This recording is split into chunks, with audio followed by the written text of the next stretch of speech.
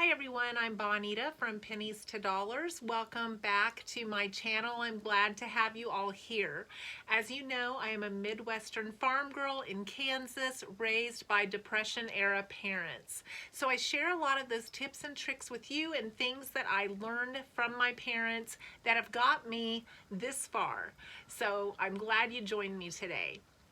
So talking about food prices and food saving tips, we all know that meals can be as difficult and as expensive as we want them to be, and they can be as simple and cheap as we want them to be.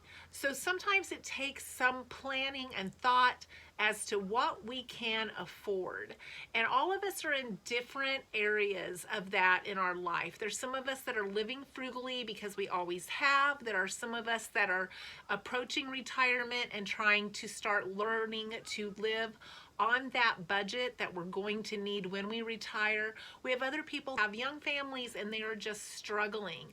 I've done some questions with people on where they're at on stockpiling food or having food security, and several people have told me that they have enough for a year. Most people land where we have enough for a few months, and then there's some people that just have enough for a week, and several people that are scared about even getting through the week.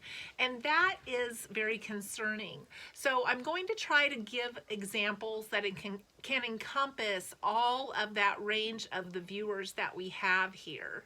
If you are a meat eater, think about having your meat be more of the side instead of the main course, or more as an ingredient instead of being the main course. This is the way that you can cut back hugely on your food, but not cut back on the flavor and the taste. I have found that the meat that has bones still in it, like pork chops and chicken, those are going to be the less per pound, and they are actually going to be the most affordable. Before you say, oh, well, the bone is being weighed, so it's not really cheaper, that bone brings a lot of flavor, and you can reuse that bone to make broth or other things. So think about looking for items with the bone in them. They're getting harder and harder to find because people are wanting the boneless items. They do still sell the bone-in chicken breasts at Aldi for $1.99 right now. That's the cheapest that I've been able to find in this area for something that has the bone in it, unless it's just chicken legs or thighs. And if you're like me and you don't really like the dark meat, that is the best place that I found to actually be able to buy some white meat chicken. But pork chops with bones in them, they actually have more flavor. That bone seasons the meat, and you can add other seasonings as well, but you're gonna find more flavor in those items already, just naturally. And I don't know about what days that you guys go shopping. I guess it depends on if you're working, if you're retired, but I have found that if you go on Saturday mornings, it's like going to a garage sale. You have to get up early, you have to get to the store early, and if you don't, you're gonna miss out on everything good. It has become competitive shopping, and Saturdays are when everybody is out there shopping. The parking lots are full, the carts are all used, and people are all in the aisles. And if there's anything that's been clearanced or marked down, it's already been snatched up the minute that it could be snatched up. So think about shopping on other days of the week if you can work it into your schedule. There's lots of times that I go after work and I'm still able to pick up some items. There's times that I go on my lunch break and I carry an ice chest in my trunk so that I can pick up some of those items that are being marked down. It is very competitive on Saturdays, so you might want to rethink shopping on Saturdays. Remember to look for discounted items like meat and even produce or bread. And if you're not sure where they keep them, ask those departments, where do you keep your clearance rack? Very often, their clearance rack isn't always in their department. I know the bread clearance rack for the deli is usually kept somewhere else. So if you don't know where those clearance items are, be sure and ask them where they keep them at so you can check out those racks. racks. Not every store has a section for like clearance produce. I found one store that did actually have it, but it was kind of hidden and it was clear back in the corner by the Chinese deli where you wouldn't even know to look. I watch for those packets of salad and coleslaw and broccoli mixes that have been marked down. If I can catch those at a really good marked down price, I can bring them home and put them into stir fries and things like that. So check down all those marked down areas. Sometimes they're cheaper than buying the item as a head or buying 2 or 3 of those items that are mixed in that package. It's a good way to get some fresh produce at some good prices. Try to incorporate more cheap fruits and vegetables into your meal plan. Things like carrots are things that we're putting in almost everything right now because they're the most affordable. Celery is another one that is very affordable. Bananas are still affordable, and sometimes you can get apples at a really good price. So try to incorporate some of those lower priced fresh vegetables into your meals or into your snacks. Even Buffalo Wild Wings puts carrots and celery on the side with their meal. And why do you think they do that? Because they are cheap. Other things that you can put on the side of your meals to make your meals stretch are things like bread and butter, or make toast with garlic powder and make you some garlic bread just out of regular toast. Or you can make biscuits, which don't take very many ingredients. You can also make Jell-O, which Jell-O is still relatively cheap if you buy the off-brand. Those are things that we used to use as fillers a lot when the kids were younger. We would add a lot of those sides, and then they wouldn't eat as much entree. So you could fill somebody up without having more entree. Another really great side that I used to make when my kids were younger is I would buy the dried egg noodles, and then I would boil them, drain them off, and add parsley, butter, and salt. We use that in the place of a potato or in place of a macaroni and cheese, and just those plain noodles with parsley, butter, and salt, they were really tasty. My kids asked for them and they really, really liked them. So that's another option you can use as a side. Also think about substituting your meats. I know we've touched on this before. Substituting sausage, ground turkey, or ground chicken, if you can find them, or even find them on special with a rebate or a coupon, those are good to substitute. We have substituted ground chicken for taco meat before, and no one could even tell the difference. I had to tell them that it was ground chicken and ask them if they noticed a difference. When I grew up, we had to be very sparing. My mom always said sparing when she was really meaning frugal or not using too much of something. We used thin layers of butter. We used margarine instead of butter, and we used the heels of bread. They were considered a real piece of bread, and we used absolutely everything, and we were only allowed a teaspoon of sugar on our cereal. So things like that were really monitored and watched when I grew up to make sure that we didn't go through our supplies too quickly.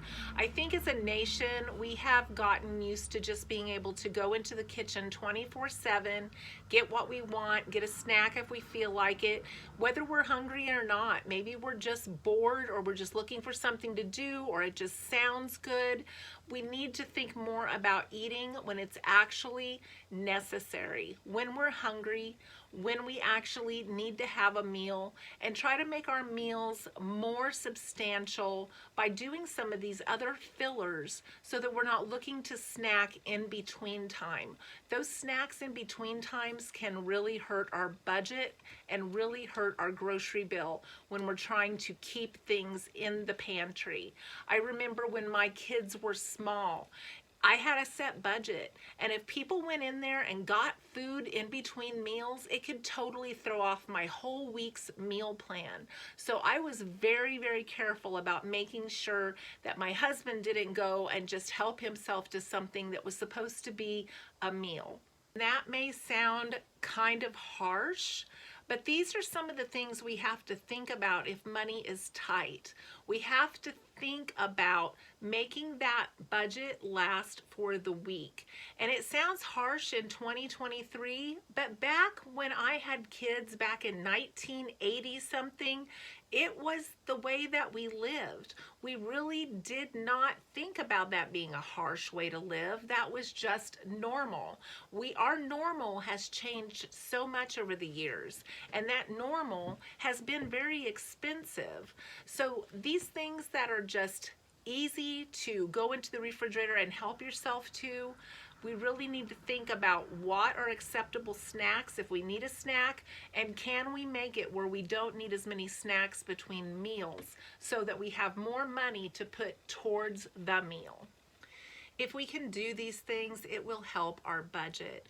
And when our budget is in check and we are living within our means, our worries and our stress, they go down significantly.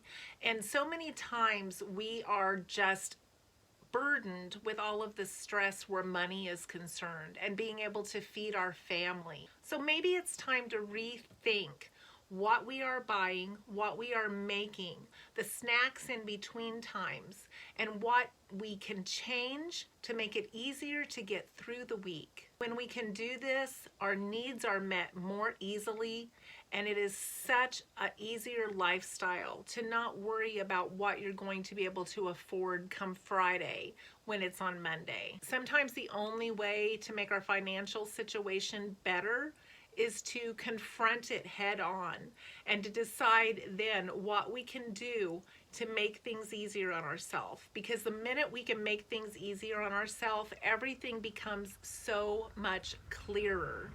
I know food prices and energy prices are high, but look at what is making you struggle. Is it your housing? Is it the cost of food? Is it the payment for your car? What things are really making it difficult for you to make ends meet? Is there a way to change some of those items so that you are not struggling and stressed and worrying all the time? Do you need to get another job? Is there a way to downsize or make things simpler in your household? There were lots of times that we just had fried hot dogs and fried potatoes for supper. The kids loved those. I would chop them up in little pieces and the fried hot dogs would be the main course. There's ways that are creative to be able to come up with ways to stretch your food budget. Not every meal has to be the nutritious meal that you envision for your family. Sometimes just getting them fed at the end of the day is the most important. So I hope that this has been helpful to you. I do want to encourage you because I have been where some of those people are. I remember a time where our choices were like pancakes for breakfast because they were cheap. Sometimes I could make them into waffles and they were the same exact thing, just add water. And there were times that their choices were grilled cheese or peanut butter and jelly. And they were little kids, so they didn't think anything about it. But we as adults knew that we were offering those choices because that's all we had at the time. And those were the cheapest items that we could keep in the house and have some of the multiple ingredients for the same choices of the meals. So I do want to let you know that I have been where you're at if you can't see the end of the week and figure out how you're going to make it. Try to sit down with a clear head and think about what are your cheapest choices at this point to be able to make your ends meet. If I can help you in any way, please leave a note in the comments and I would love to brainstorm to help you. And I hope you have a great day and I hope to see you in the next video.